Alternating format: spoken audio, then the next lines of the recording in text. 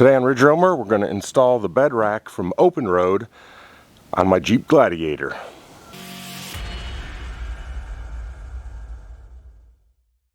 Now, one of the reasons that I wanted to go with the OpenRoad bed rack for my Gladiator is the versatility. Now, not only is it capable of expanding lengthwise, widthwise, but also height-wise. So the way it is set up, it'll easily go on the Gladiator, but I'll be able to move it to my 5x10 open trailer as well, put it on the rails of that, so I can haul kayaks with other stuff underneath. So I'm really looking forward to the versatility of this. Looking at the actual specs, it will go lengthwise on the bed from 41.7 inches up to 55.9. Widthwise, it'll go up to 65 inches, which means no problem for my 5-foot rails on the trailer. And then height-wise, you can go from 17.3 to the top of the rails up to 27.5. So that will allow me to either run a rooftop tent where that tent is more flush with the top of the cab, or it'll allow me to put it all the way up and run kayaks or anything like that at the same level as the top of the cab. So let's go ahead and get this thing opened up, see what all comes with it, get started on installation.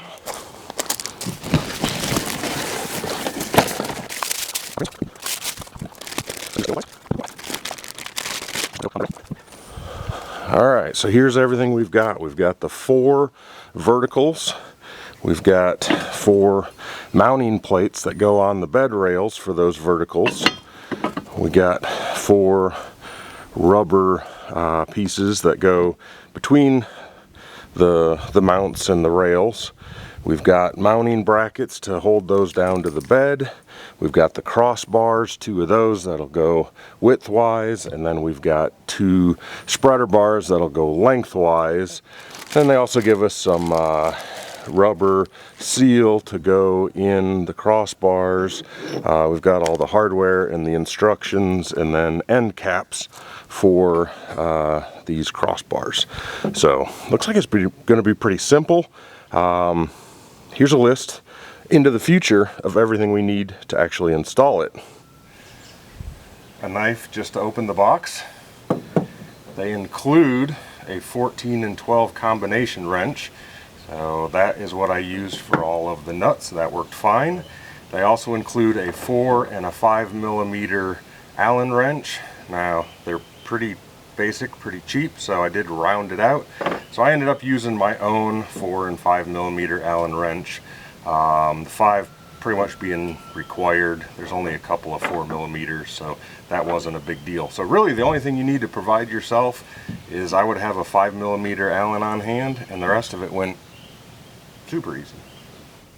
Now, I do want to point out that OpenRoad kind of goes above and beyond when it comes to hardware mounting. They don't just give you a giant bag of screws and then say figure it out. They've actually got everything listed as far as which step you're on, which screws you're going to need, what connects what. So 2 thumbs up for that. Definitely appreciate that.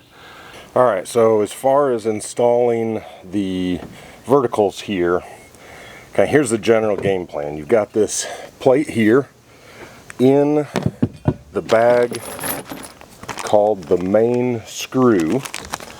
You're going to find T-bolts, and those are going to go in these bottom slots here from below. Now, one's going to go in the very front, one's going to go in the very back, and then there are 2 slots here.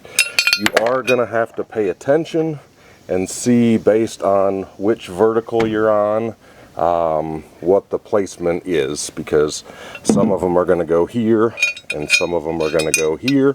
For this one, it's there, so we'll go ahead and put it in that one.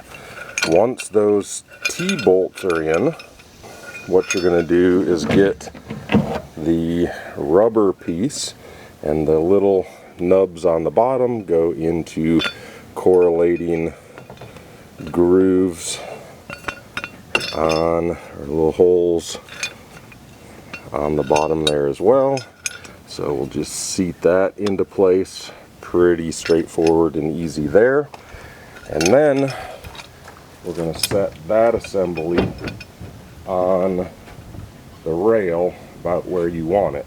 Now with the Gladiator, I've got a cutout here, so I'm going just after that to where it first makes it's straight down the side.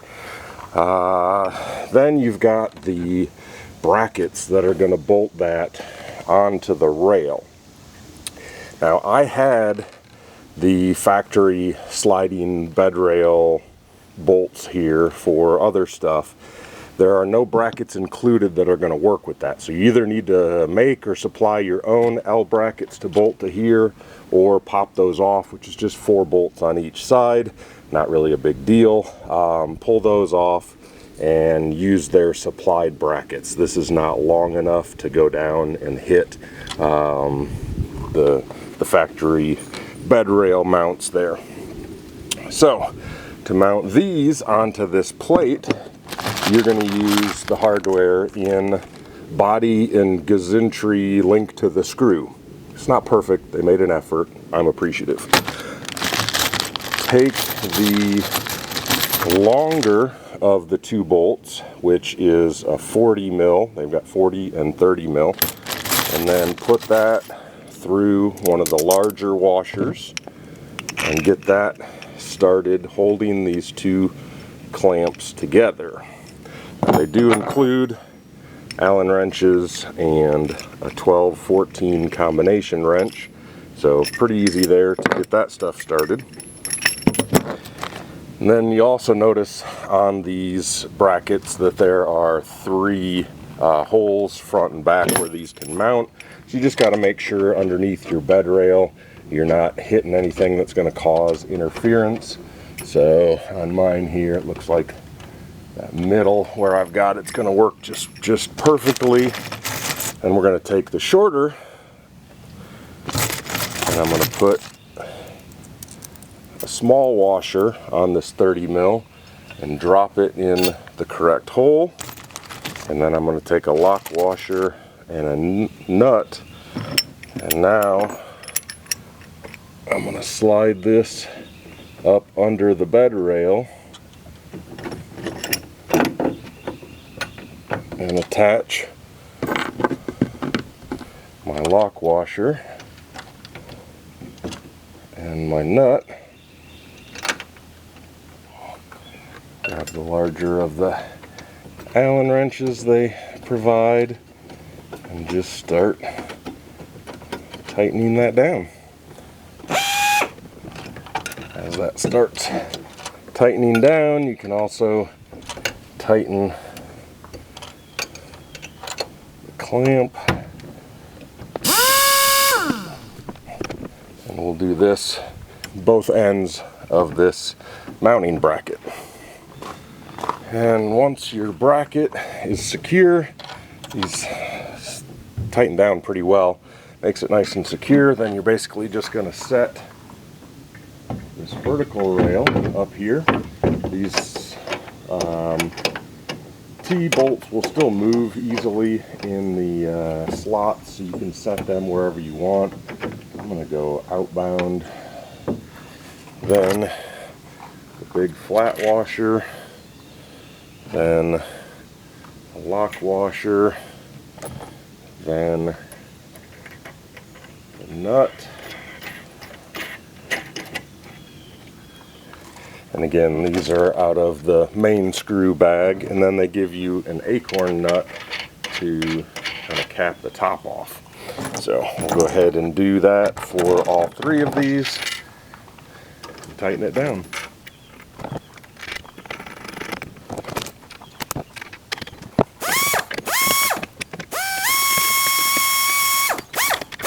These are a 14 millimeter, which is included. Once you've got all 4 of your vertical pieces on, we're going to take the 2 crossbars. The crossbars are identical top and bottom. They're also identical front and rear, so it doesn't really matter what orientation you get at this point. But what you are going to want to do is get your hardware that's called body and crossbar linked to the screw. There are some slot nuts here. We're going to slide one in for each side, and then you've got bolts that'll go with that to tighten it. So you're going to want to do bolt, lock washer, flat washer, and then it's going to go through this piece, these two holes on this side, all the way around, and then into this nut. So we'll go ahead, get this one set up here. Now, of course, if you want to change the height of your bar, now is going to be a really easy time to do that. You just loosen your 4 bolts here, slide it up, and then tighten it down. And I think for right now I'm going to keep mine low. I'll probably end up changing that, but we'll get rolling from here.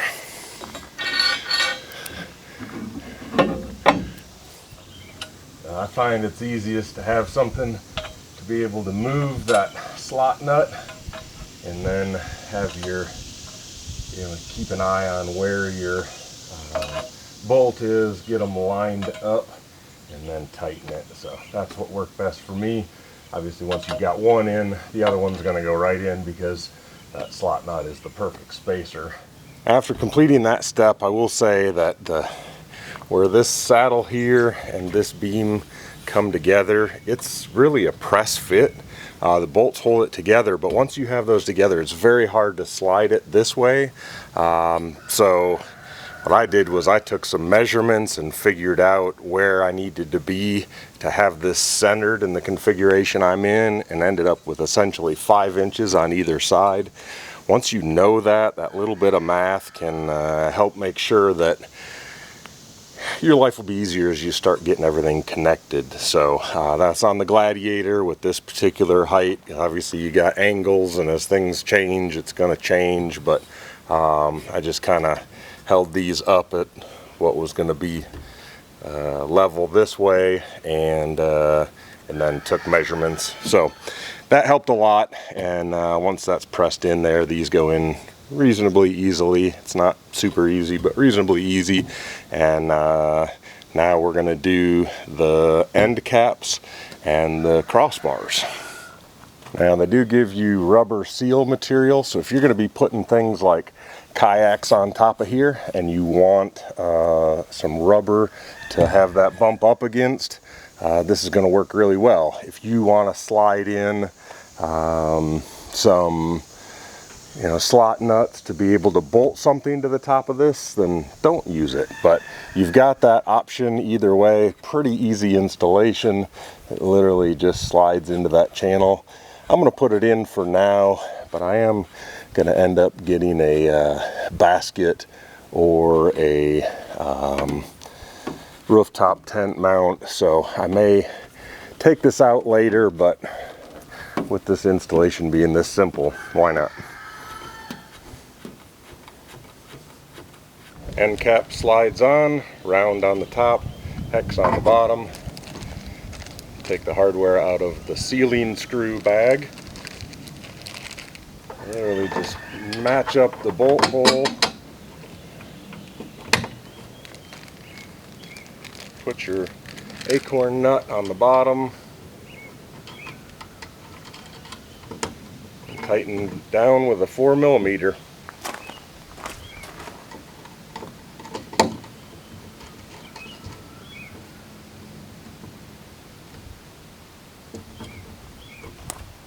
Now for the side rail, you just loosen these two. That allows you capability to slide it in and out.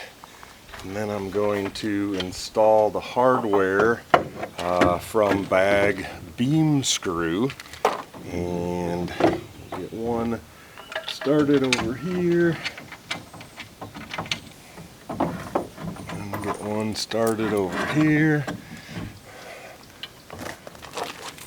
We'll do the other two, really just using one bolt, one washer. They do give you these square pieces. These are to go in here, so if you want to mount some kind of gear there, whether that's a shovel or a rotopack or whatever, that's essentially what those square ones are going to be for.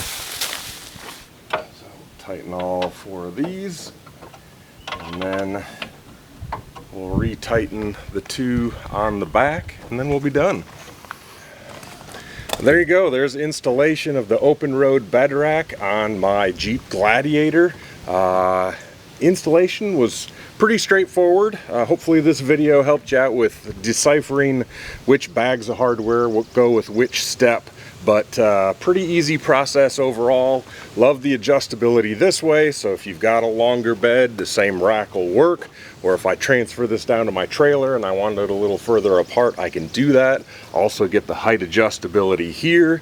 It's low right now, so I can add a rack and still have that top of that rack be at cab height. Alternately, I can raise these up and put just this at the cab of the height or above if I want, so I can run ladders and kayaks and things like that. So very versatile system, very impressed. I don't know, the fit and finish just seems excellent. The build quality, it's extremely solid. Anything you mount on here is not, I mean, the rack is not what's gonna give. It is very impressive how well engineered this thing is. So don't hesitate to buy it. There's probably more simple ones out there, but I have not found any more versatile ones. So hopefully that helped you guys out. 2 thumbs up from me. And if you got any questions, let me know in the comments section below. But yeah, that's all I got for you today. I'll be doing more content on the Gladiator, overlanding different setups that I've got, so feel free to subscribe if you want to see more of what I'm doing with my setup here. Other than that, hope you all have a wonderful day. Drive safe, roam more.